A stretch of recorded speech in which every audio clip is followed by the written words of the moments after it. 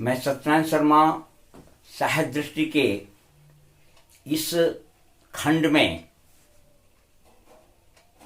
मैं मानवीय करुणा की दिव्य चमक का जो अध्यापन कार्य संचालित किया जा रहा है उसमें आज हम उस पक्ष का वर्णन करेंगे जहां पर हम पाएंगे कि फादर बुल्के एक बहुआयामी पुरुष थे जिनके व्यक्तित्व में जीवन का अनेक पक्ष पूर्ण रूपेण समाया हुआ था। राम कथा के उत्पत्ति और विकास के पुस्तकों का शोध ग्रंथ प्रस्तुत करने के उपरांत उन्होंने मातरलिंक जो नाटककार थे उनकी पुस्तक का नाम था ब्लू बर्ड, उसका अनुवाद उन्होंने नीलपंछी के रूप में किया। तत्पश्चात अंग्रेजी हिंदी शब्दकोश की भी रचना की और पटना में बीमार पड़े दिल्ली गए। 73 वर्ष की आयु में 47 वर्ष भारतवर्ष के लिए उन्होंने समर्पित कर दिया। उसके बाद दुनिया से विदा हो गए।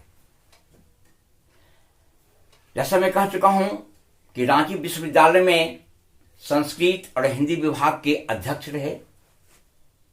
इनकी अध्यापन शैली, इनकी बौद्धिक ऊंचाई अपने आप में असीम है।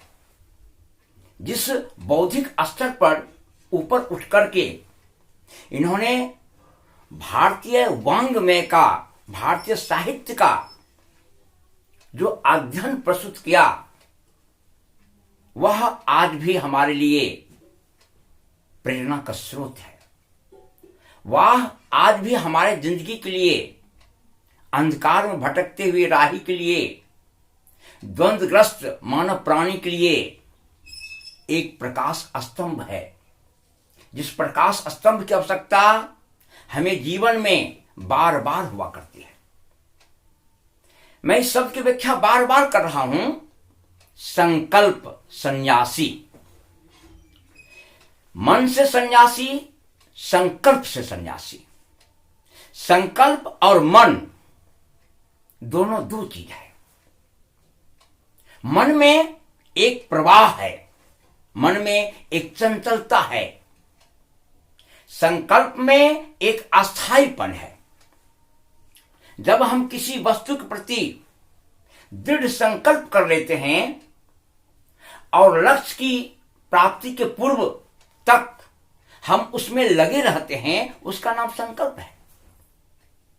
लेकिन मन उस पंछी के समान है जो हमेशा चंचल बना हुआ रहता है। हम अपने मन को बार बार रोकने की कोशिश करते हैं लेकिन मन अस्थायित्व को प्राप्त नहीं कर पाता है।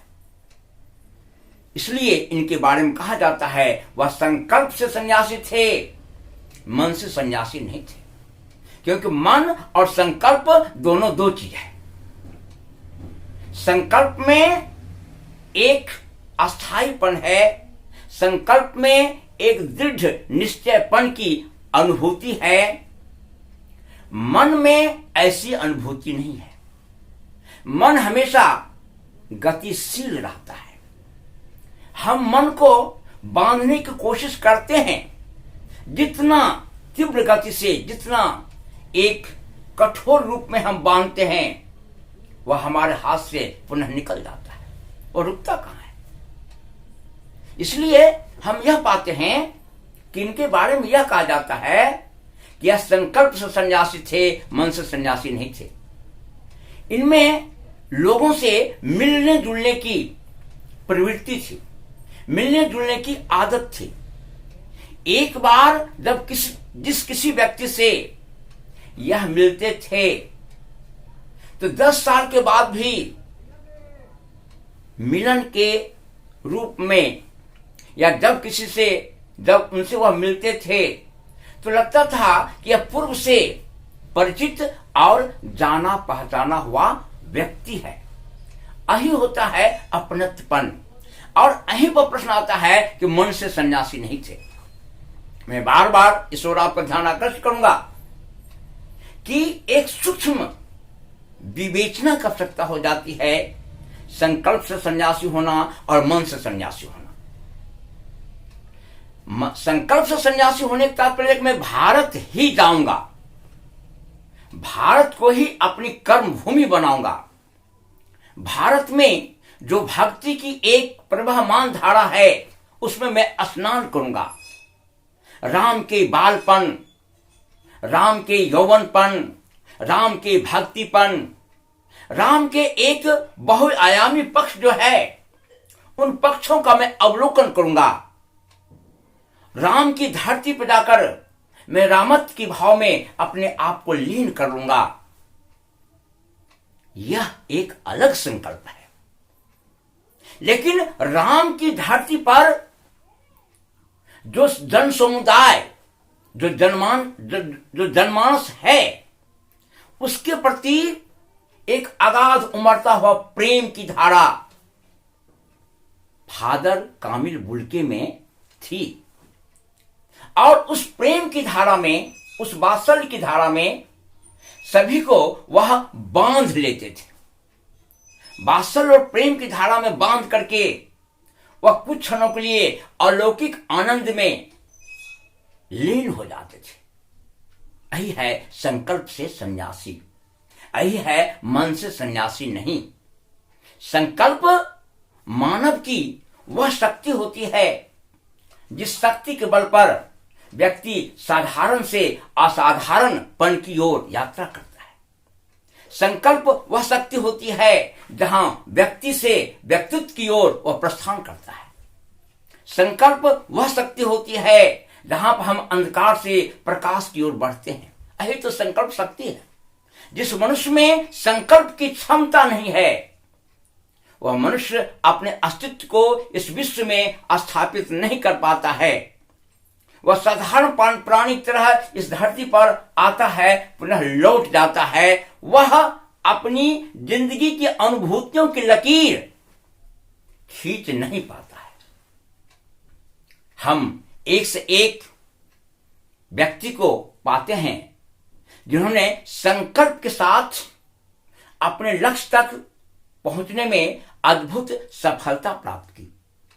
इसलिए इन्हें कहा जाता है कि वह संकल्प से सन्यासी थे, मन से सन्यासी नहीं थे। इसलिए कि वह जिस किसी से मिलते थे, जिस परिवार से इनका निकटतम संबंध होता था, उस परिवार में जाकर के वह निजत्व का प्रचार करते थे, निजत्व का प्रसार करते थे।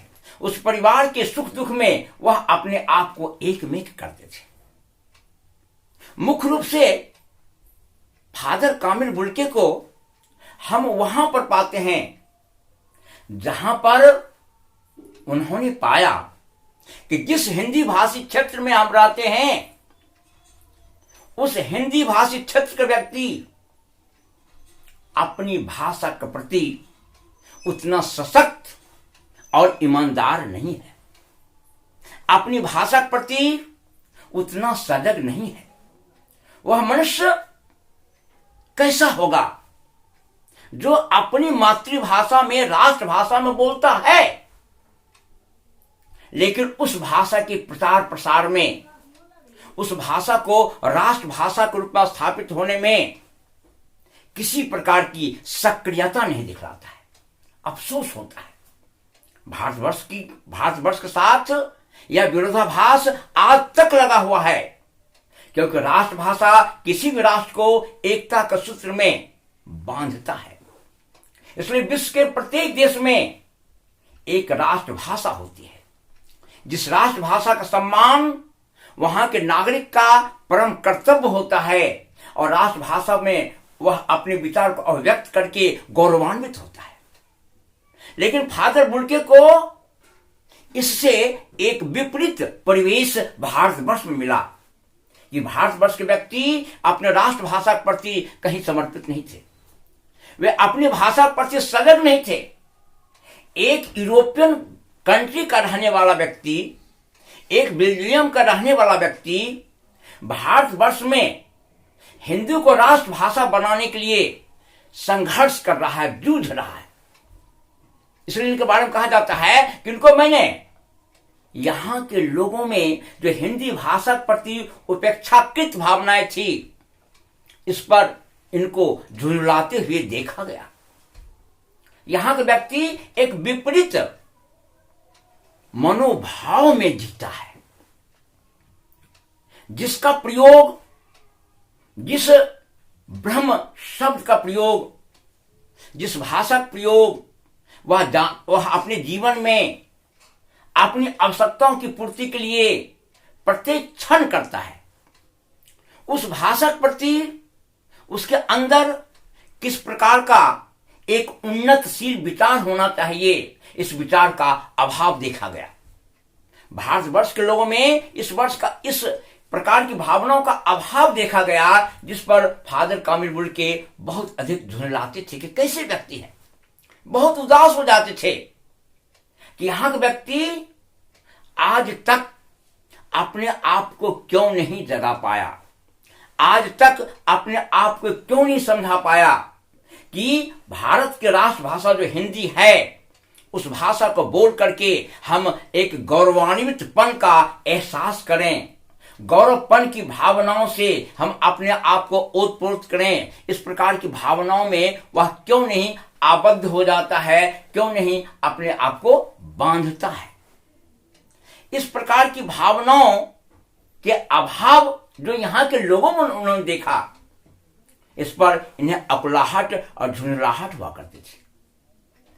और सच्चाई की, जैसा मैं कहता हूं कि संकल्प, सन्यासी, कर्मभूमि, अपनत्वपन इनके व्यक्तित्व की एक विशेषता थी। प्रत्येक व्यक्ति के व्यक्तित्व की विशेषता होती है और उन्हीं विशेषताओं के कारण प्रत्येक व्यक्ति जाना जाता है। मैं बार बार कहना चाहता हूं कि साधारण और असाधारण व्यक्ति में यही अंतर होता है कि साधारण व्यक्ति एक प्रवाह जो है, उस प्रवाह में बहते हुए चल देता है, लेकिन असाधारण व्यक्ति प्रवाह को स्वयं पैदा करता है। उस प्रवाह में सभी को वह प्रवाहित करना चाहता है, जन सामान्य प्रवाह में वह नहीं बहता है। एक विदेश का व्यक्ति भारत को अपनी कर्मभूमि बनाया और यहां की भाषा को अपने विचाराभिव्यक्ति का माध्यम बनाया। वास्तव में फादर कामिल बुल्के बहुत अधिक गौरवान्वित उस वक्त महसूस किए होंगे जब वह राम कथा की उत्पत्ति और विकास का शोध प्रबंध प्रस्तुत किए होंगे और पाते होंगे कि मैं भारत में आकर के मेरा जीवन सार्थक हो गया।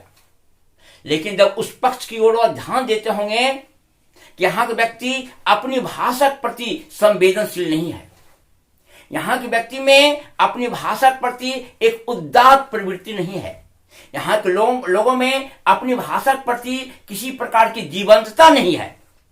इस जीवंतता के अभाव जो है इनके मन में एक झुंझलाहटपन की भावना को पैदा करता था। इसलिए कहा जाता है, सक्सेना जी ने इस बात को स्पष्ट किया है कि मैंने उनको एक झुंझलाहट में देखा है।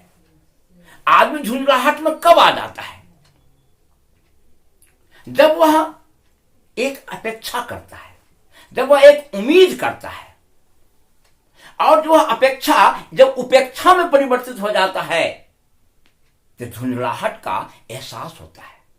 एक आवेश, एक भावावेश, एक क्रोध, एक बहुत बड़ा एक विपरीत परिवेश पैदा हो जाता है कि यहां के व्यक्ति में कहीं भी ममत्व नहीं है अपनी राष्ट्रभाषा के प्रति। इसलिए इनके बारे में कहा जाता है कि मैंने इनको एक झुंझलाहट में देखा है। फादर बुल्के के व्यक्तित्व की यह महत्वपूर्ण विशेषता रही। और दूसरी बात जो है वह है कि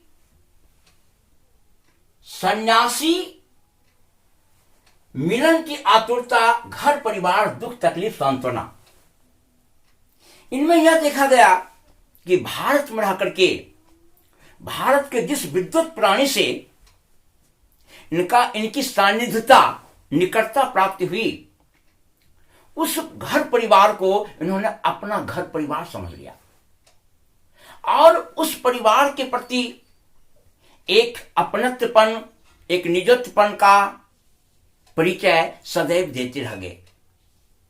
और जब कभी इनके सानिध्यता में रहने वाले व्यक्ति विषम परिस्थिति में आकर के निराश हो जाते थे, तो वहां पर उन्होंने हमेशा अपने सांत्वना भरे आवेशमय संवेदनशील भावनाओं से उस व्यक्ति के भटकाव को एक सकारात्मक पक्ष दिया करते थे। इनका व्यक्तित्व इस प्रकार का था कि वहां पर आकर के प्रत्येक व्यक्ति, प्रत्येक बौद्धिक वर्ग, प्रत्येक संवेदनशील व्यक्ति अपने जीवन के विषम परिस्थिति को भूल जाया करते थे। लगता था कि जीवन में एक प्रकाश का आकर्षण है, प्रकाश की एक ऐसी चमक आ चुकी है जहां पर कह सकते हैं अंधकार के बीच जिस प्रकार से बिजली चमकती है, तो चार सब कुछ क्षणों के लिए प्रकाश फैल जाता है। जब कभी कोई व्यक्ति इनके समक्ष अंधकार में भटकता हुआ नजर आता था, उस व्यक्ति के लिए यह पथ प्रदर्शक का काम क्या करते थे। यही कारण है कि इनके बारे में कहा जाता है मानवीय करुणा के दिव्य चमक, एक ऐसा चमकता हुआ व्यक्तित्व जो प्रत्येक मानव प्राणी को अंधकार से प्रकाश की ओर जाने के लिए हमेशा प्रेरित करते रहे। अगला अध्याय में मैं एक शब्द की व्याख्या करूंगा अगले खंड में कि हर मौत दिखाते जीवन की नई राह, हर मौत दिखाते जीवन की नई राह। यह एक दार्शनिक पंक्ति है जिसकी व्याख्या मैं अगले खंड में करूंगा।